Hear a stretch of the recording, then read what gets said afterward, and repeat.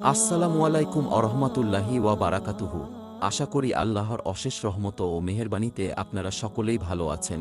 এখন আপনারা শুনবেন হেদায়েতের পথের গল্প।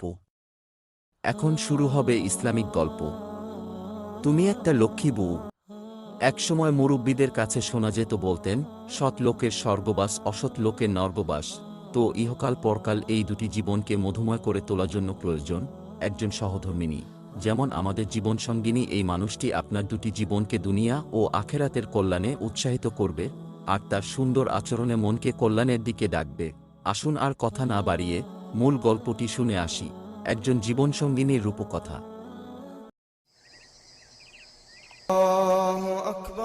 এই উঠো, আজান হচ্ছে, মসজিদে যাবে, উঠো।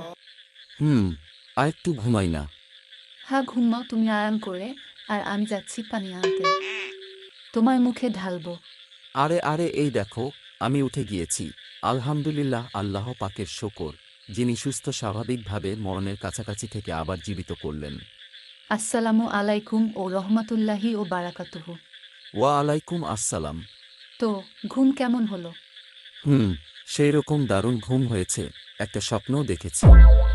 ইস, তাই বুঝি? কি দেখলে? দেখেছি হাফ ডর্জন পিচ্চি বাচ্চা আমাকে আব্বু আব্বু আর তোমাকে আম্মু আম্মু বলে চিৎকার করে ডাকছে। ইস, হয়েছে অনেক দুষ্টামি। ভাগবে নাকি পা ধরে টেনে ফেলে দিব নিচে? এই দেখো, পাগলি রেগে গেছে। এই নেও, উঠে গেলাম। ঠিক আছে, এখন অজু করে মসজিদে যাওয়ার জন্য রেডি হয়ে এসো। তুমি অনেক লক্ষ্মী একটা বউ আমার, সেটা জানো না? এভাবে রোজ বকাঝকা করে আমাকে নামাজে পাঠাবে? তারপরেও নিজের থেকে উঠে যাবে না, তাই না? সকাল সকাল তোমার ডাকে ঘুম ভাঙবে, তারপর তোমার তাড়া খেয়ে নামাজ পড়তে যাব। আর এর জন্যই আমি কখনো নিচ থেকে উঠে যাব না। হয়েছে, দেরি হয়ে যাচ্ছে। তোমাকে নামাজের জন্য রেডি করে পাঠাতে আমার অনেক ভালো লাগে।